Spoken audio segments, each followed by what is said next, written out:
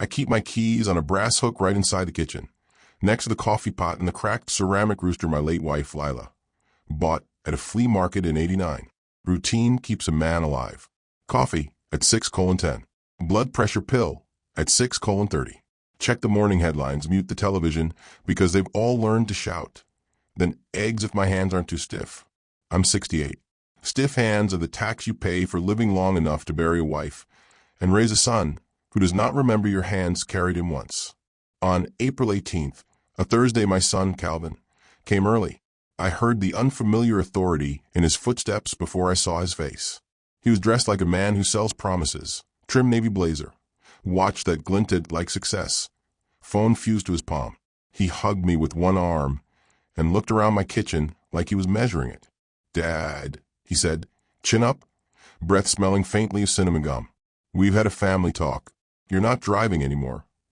I blinked at him. "Since when is my car your committee's business?" "Since the near miss," he said. He meant the moment 3 weeks earlier when a boy on a scooter darted into Maple Street and I braked so hard the paper bag of oranges took flight. The boy laughed. No one died. But Calvin repeated near miss to everyone like he'd saved a school bus with his bare hands. "I'm fine," I said. "You're old," he said, with that smile that's not a smile. "I'm taking the Subaru for safekeeping. I'll handle maintenance. You'll save on insurance, everyone wins." He held out his hand for the keys. Behind him, by the rooster, the brass hook gleamed empty. "Already took them," he said, almost kindly. "You can ride with me, or I'll set up an Uber account. The car will just tempt you." He said it like I was a toddler eyeing cookies. I stared long at the countertop.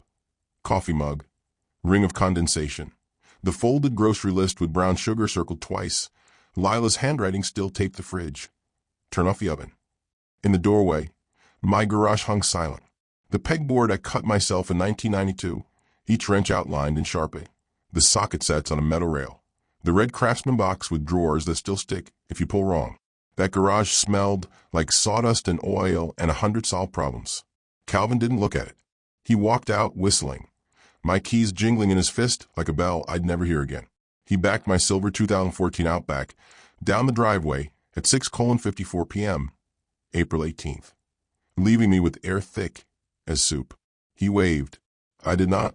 I pulled my phone out, sat down, and ordered a rotisserie chicken from the market on Jefferson because a man needs protein to think. I ate standing at the counter, fingers greasy, staring at the black hole where my car had been. An idea began tightening itself like a knot I'd tied 1,000 times before. "Ride with me, Dad," he said. "We'll pick up groceries together," he said. It took exactly 5 days for that promise to evaporate. Calvin dropped off a sack of generic brand cereal and a note about exercise. My mailbox began coughing up letters. One from the insurance company noting a change in policy.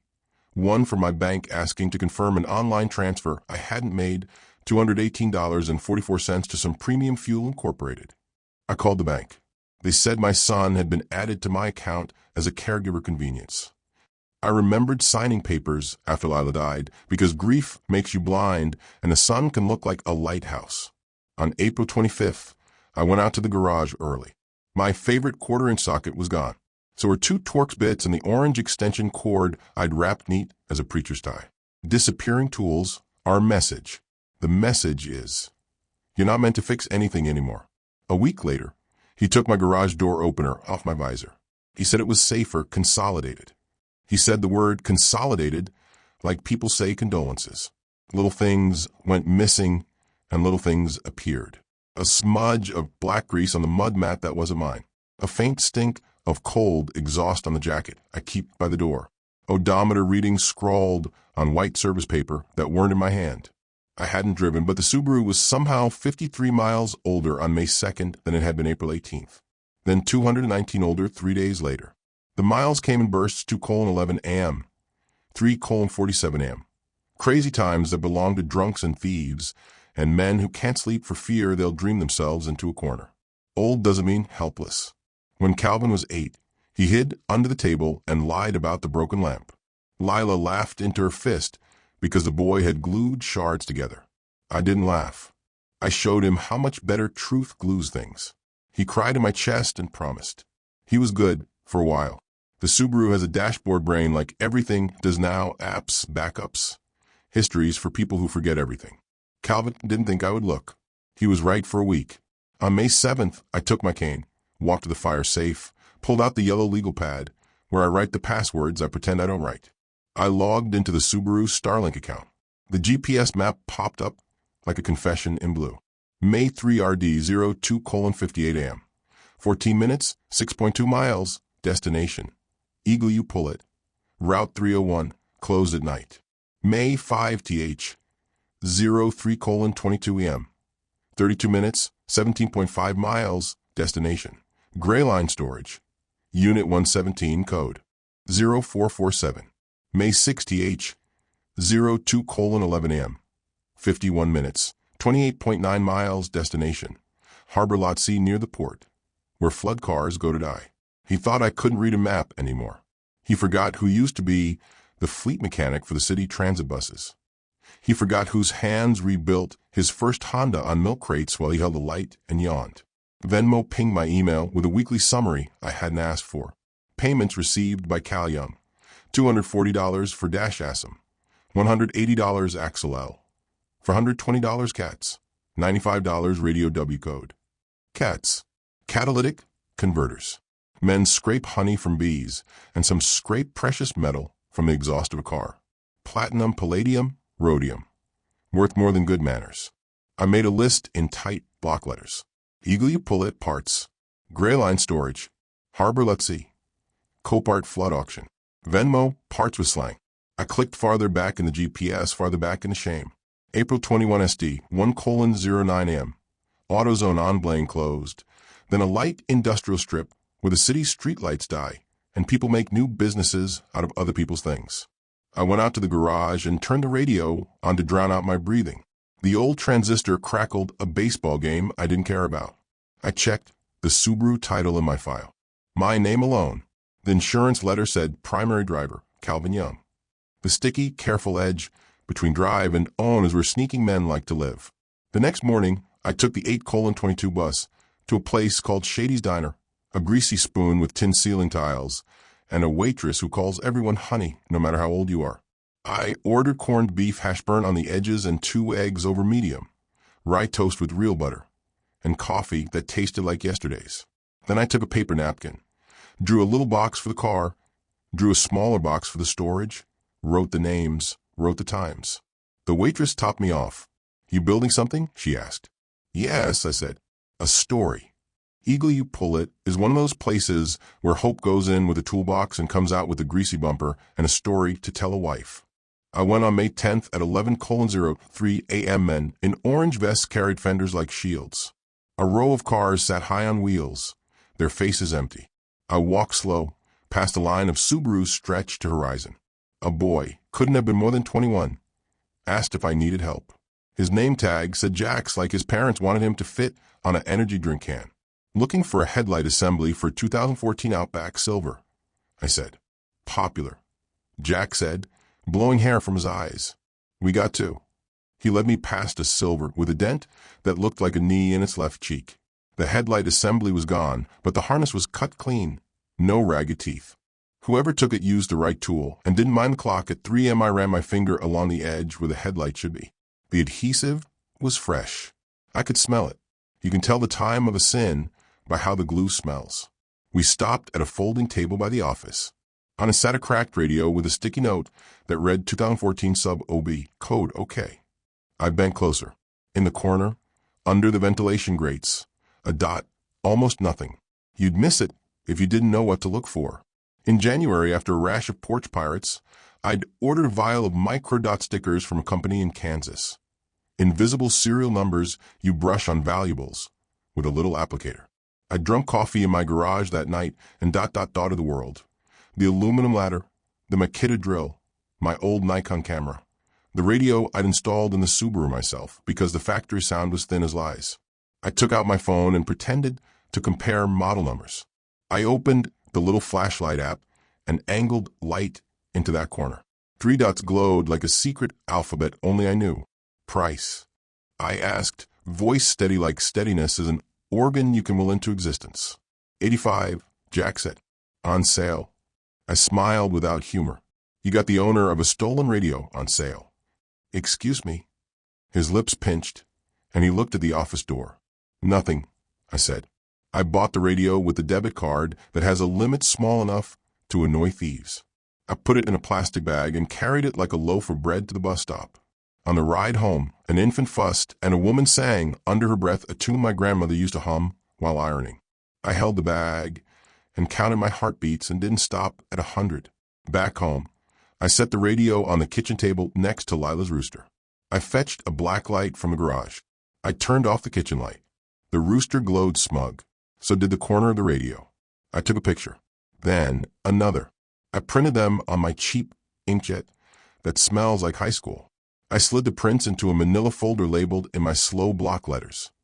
Calvin Evidence. That night, Venmo summary pinged again. $420 from Diego C.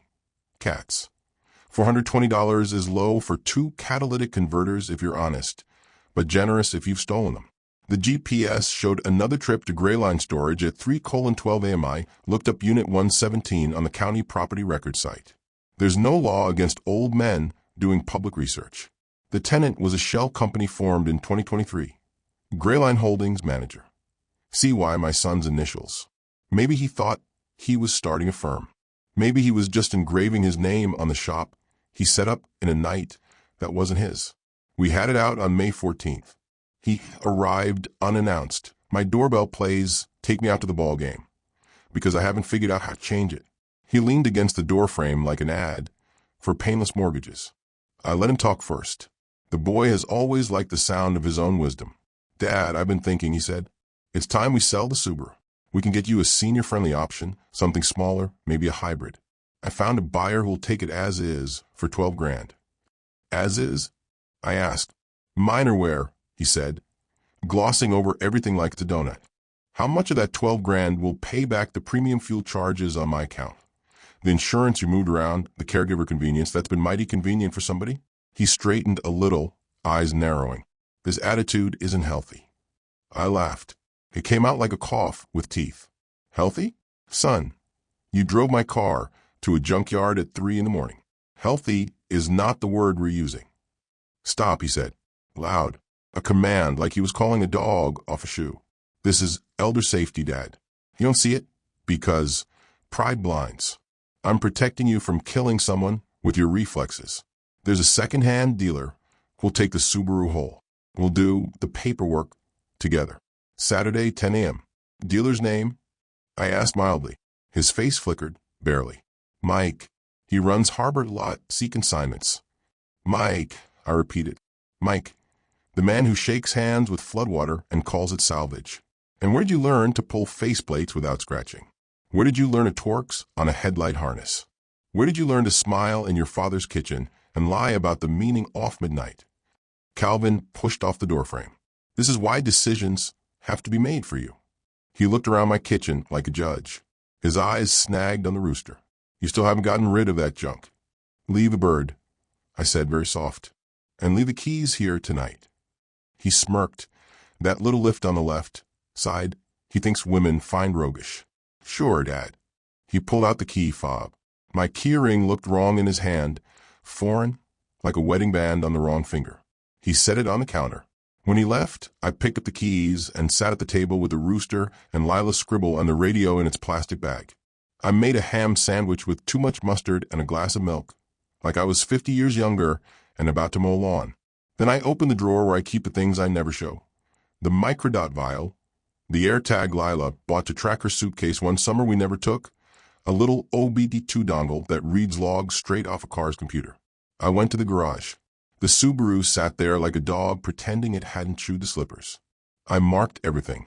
I brushed microdots under the lip of the catalytic converter, inside the glove box hinge, behind the rear taillight. I slid the AirTag into the foam under the cargo floor and paired to my phone. Lila's purse? It read, because I'm the kind of old man who doesn't rename things. I plugged the OBD2 reader in and pulled 3 months of logs. Speed, RPM, door opening times, fuel trims, a pattern of 03:00 AM that could convince a judge. Then I called a number I hadn't called since Lila's car got tapped in a hit and run and the kid's parents cried like he'd been held at gunpoint. Detective Ruiz. He's got the kind of voice that says, "I am tired of men who think they invented dirty tricks." "Ruiz," he said. "This is Henry Young," I said. "You used to bowl with my brother, Pastor John, at Lakeside. I've got a car problem, or a son problem, or both." He didn't say we can't get involved in family matters. He let me talk. I talked like confession, slow and factual. GPS logs, Venmo notes, the storage unit, the radio with dots, the plan for Saturday at 10 to sell my Subaru to Mike at Harbor Lot C. I could hear him taking notes in a space between my breaths. "You're telling me your son has been parting out your car," Ruiz said finally, "and possibly others, using a storage unit and multiple sales channels." "I'm telling you my son has been slicing my life into small profitable pieces," I said. And I felt the air change because once you name it, it's not air anymore. "I'll have an officer nearby Saturday," Ruiz said. "Bring the logs. Bring the radio. Don't try to be a hero. Let us do the ugly part." "My part is ugly enough," I said and hung up. Friday night. The house crackled with ghosts. I ate leftover meatloaf and peas that wilt when you look at them. I laid out my folder. Photos, prints of GPS histories, a list of payments, $68,440 over 9 months by my tally between Zelle, Venmo, Cash App, and a handful of actual cash deposits in round numbers like $2,000 and $1,500 that smell like weekend flea market sales. I stapled receipts like I was pinning butterflies. I sharpened a pencil because my father taught me never to show up dull. Saturday, May 18, th. 09:41 a.m. I stood at the screen door and watched Calvin pull up in the Subaru, engine neat. Exterior washed too often for a car protecting me. He wore a t-shirt now, grind quietly, and a ball cap pulled low.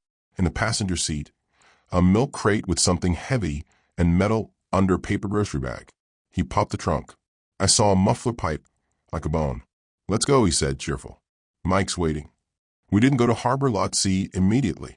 Calvin detoured behind a tire place on Daly and made a phone call. "We're on time," he said to someone. "Unit 117 afterward." He glanced at me as if to see if I understood code. I glanced at the air freshener he'd hung, a black tree shaped like a lie. The AirTag pinged my phone like a heartbeat I didn't have to control. At 10:06 m, we turned into the long chain-link cattle chute that is Harbor Lot C. A backhoe slept the sun. A line of cars waited like donations at a thrift store.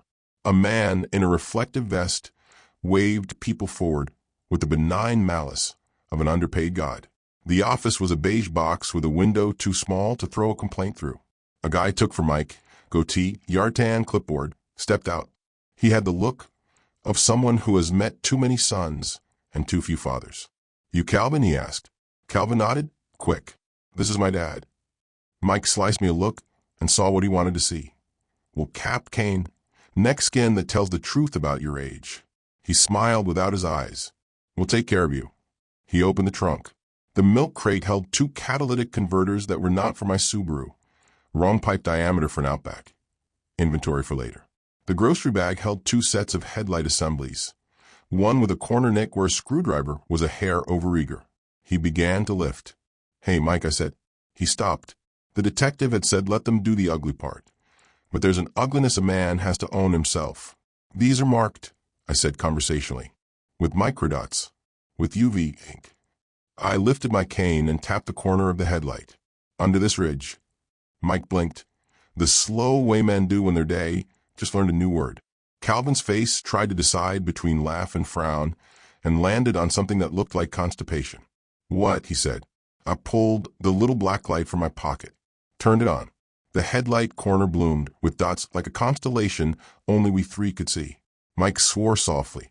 I swung the light onto the crate. The catalytic converters lit up too, like dawn. "I would like the police now," I said to nobody in particular.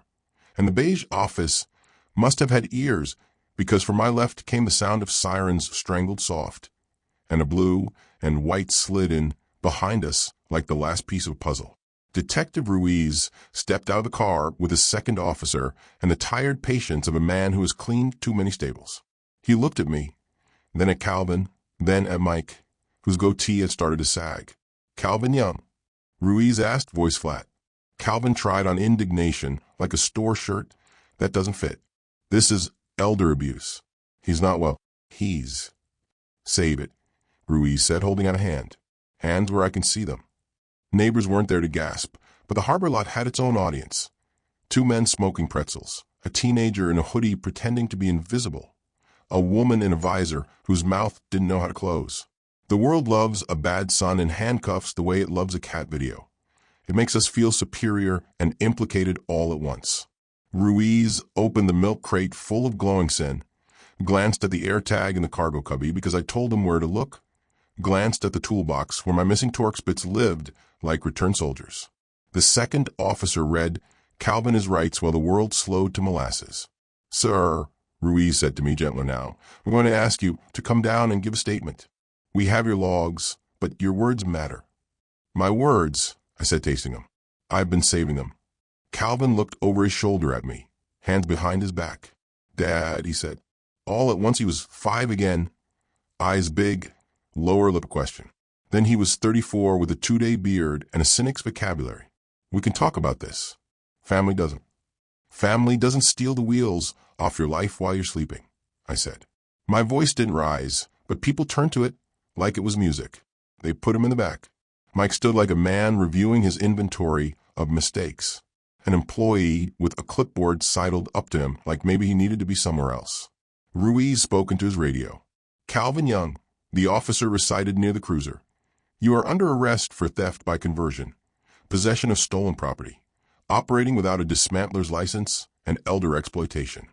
The last one hung in the air like a tolling bell. I didn't watch the car door close on him. I looked instead at the Subaru, my car, solid and embarrassed, like a dog who peed on the wrong bush because someone told him it was his. By the time we got to the station and back, the sun had tilted into late afternoon. Ruiz promised an evidence warrant for the storage unit. He didn't say the word rings, but he thought it. When he shook my hand, his grip was careful, like mine might shatter. It won't. It's held engines and daughters and grief. It can hold this. News moves faster in a neighborhood than mosquitoes. When the cruiser pulled into my street at 5:13 p.m., there were people on porches who pretended they always sit there at that hour. Mrs. Valdez across the street clutched her dog like prayer beads. The boy with the scooter from the near miss stared, mouth open, foot on the curb. Calvin's wife, Tracy, bounced down the front steps of their place 2 doors down, blonde ponytail like a flag. She'd been good to me when she came around with casseroles after Lila died. She stopped coming when the casseroles didn't get her name on any deeds. "Is this a joke?" she said, high voice cracking. Calvin wouldn't. But then Ruiz and the other officer opened the trunk and pulled out the milk crate and the headlight assemblies that glowed like the truth under blacklight. And she didn't finish her sentence. "Mr. Young," Ruiz said, "we obtained a warrant for the storage unit at Grayline. We recovered 113 items. Airbags, ECUs, catalytic converters, brake calipers, 6 transmissions, 9 sets of rims, 2 complete dashboards, 14 headlamp assemblies, and 1 garage door opener labeled Henry. Estimated total value exceeds $75,000. We're contacting victims through serials and microdots. We will also be pursuing financial records associated with sales." He said it quietly, so as not to make a show. But quiet words turn into thunder when the right ears crave them. Tracy stared at me like I'd turned the world upside down on purpose. "You called the police on your own son?" "He called them on himself," I said. "Every night at 3. My neighbor Jim, who washes his truck more than he washes his hands." Loud a low whistle. "Damn." Language, Mrs. Valdez snapped reflexively, even as her eyes devoured the scene. Ruiz handed me a copy of the property receipt. It had lines and lines of items and serials, and those 3 innocent letters, quantity. I don't like paperwork. I like the way a bolt stops turning when it's snug. But some days, paper is the only wrench that works. Calvin's face behind the glass of the cruiser looked pale, and then hard, and then small. He mouthed words I've said myself. I didn't mean, but in life meaning lives underdoing. You peel back the surface, and there it is. What a person believes in the hour not meant for daylight. They drove him away. The siren didn't wail. It beeped twice polite, as if to say we're sorry to interrupt your peaceful suburban evening with this human truth. I went inside. The kitchen smelled like coffee and lemon soap. The rooster watched. I set the property receipt on the table and made myself a ham sandwich. Different bread, less mustard. My hands shook a little. I let them. Then I put them flat on the table until they learned to be still again. The phone rang. It was my pastor, who had heard a version already bent into sermon shape. "Brother Henry," he said gently, "do you need anything?" "I need a nap," I said, "and I need to put my keys back on the hook." He laughed softly, caught himself. "We'll pray for Calvin, and for you." "Pray for my quarter-inch socket too," I said, "if God has time." June is the month of forms. Victim impact statements. Insurance subrogation. A letter from a prosecutor whose name sounds like a ball player. A court date, July 12th, 9 a.m. Printed in ink that never fades. Tracy came by once. She wore sunglasses even though it was cloudy. She stood on my porch like a salesperson and spoke like she was reading a script titled Grace. "Henry," she said, "we're all going through a lot. Calvin made mistakes. Did you have to make it this public?" "The garage wasn't private," I said. "He's under so much pressure," she said. "The economy, the kids." I asked him for more help with the boys, and he took it too far. "That's on me too." "The boys," I said, thinking of my grandsons with their cereal and their sticky fingers and their Lego feet sharp at night. "They deserve fathers who don't sneak out at 3 to strip other men's cars to pay for being fathers." She flinched and took off the sunglasses. Her eyes were red-rimmed and human. "We can fix this," she said. "Family. Family is what I spent to buy this lesson," I said softly, not unkind. "It cost more than $75,000. She didn't yell. That almost hurt more. She nodded and left footprints on my doormat that the rain washed away before dinner. On July 12th, I ironed a shirt I don't usually bother to iron. The courthouse smells like dust and ambition. The prosecutor, whose name really does sound like he could hit a double off the wall, met me outside the courtroom. We have him on property, on logs, on sales. We have him on the storage unit, on the business account he opened to route payments. He's going to plead. There will be restitution. He looked at me like I might need to be taught that restitution is not repair. "You won't need to testify today." The hallway was a parade of people learning about consequences. Calvin came in wearing a suit bought for weddings and coached by someone who told him to look repentant. He scanned for me, found me, almost smiled, stopped himself because a man told him not to. Saturday, Tracy sat behind him, jaw set. His lawyer sat next to him with a briefcase full of phrases like first-time offense and misguided enterprise. Ruiz wasn't there. He'd done his part, and part of his part was to go do someone else's. When the judge asked for a plea, Calvin stood. "Guilty," he said. The word did not gag him. Maybe he'd practiced. The judge read numbers like addresses. 18 months probation. 200 hours community service. $68,440 in restitution. My tally on a piece of paper had matched their math. I felt cold pride I am not proud of. Prohibited from operating any auto sales, parts, or salvage business during probation. Mandatory theft prevention counseling. A no-contact order on me unless initiated by counsel or in writing. The judge looked up. "Mr. Young," he said, "the honorific landing where it doesn't feel like honor. You are fortunate no one got killed behind this hustle. Be home at night." After, outside, Calvin's lawyer shook my hand like he was making peace with a story bigger than him. Calvin didn't meet my eyes. Tracy did. I thought of the casseroles. I nodded once. I am not a stone. I am a man whose grief built a bridge not everyone crossed. I went home and opened a can of black beans and heated them in a pan with onions and a touch of cumin because Lila taught me how to make cheap food taste like memory. I ate with a spoon and read the property list again. They found my quarter-inch socket. It was scratched. It was mine. I turned it in my palm and felt its weight. The Subaru sits in my garage again. I drive it at 10 a.m. in sunlight, to the grocery store on Jefferson End, to Shady's on the occasional Saturday for burnt corned beef hash and eggs over medium. The boy on the scooter waves at me now because his mother told him to. I wave back because her mother probably told her to. Sometimes I catch myself standing at the brass hook by the rooster, keys glinting like a small sun.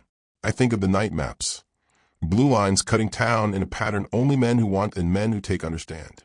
I think of Calvin as a boy with glue on his fingers, crying because he wanted the lamp whole again. I think of Calvin as a man with grease on his fingers, confident because he thought I didn't know where lamps and suns break. On a quiet Tuesday, a plain white envelope arrived, restitution disbursement PE. The number printed inside wasn't the full $68,440. The county takes bites. The insurance takes lumps. The judge takes principle and turns it into policy. But the check had weighed in my hand, like a thing that could anchor or drag. I didn't cash it that day. I put it on the mantel next to Lila's picture and the plaster Angel, our granddaughter, made in Sunday school. I brewed coffee. I sat and watched light move across my kitchen and thought of edges you can't sand smooth. I didn't set out to teach a lesson. I set out to keep my car and my dignity and my garage and a few pieces of myself. Along the way, a lesson happened. People will tell it like I was clever. I was patient, mostly because I had to be. Clever is making the dots glow when you need them. Patient is watching your son be led away and not pulling him back because you can't. At the end of the day, a Tuesday, a Thursday, a Saturday that howls, I slide the key out of the deadbolt and hang it on the brass hook. I pat the rooster's ceramic head like a dog old enough to understand rituals. When I go to bed, I do not check the GPS sleep came back to my address. Like a tenant who'd been delinquent and finally paid up. They asked me in court if I had anything to say to my son. I had 1,000 small things and one sentence big enough to hold them all. I didn't say it then. I'll say it now in the quiet house where my steps sound like a metronome and the Subaru sleeps a clean sleep. You said I was too old to drive. So I let you drive straight into the only stop sign that still works.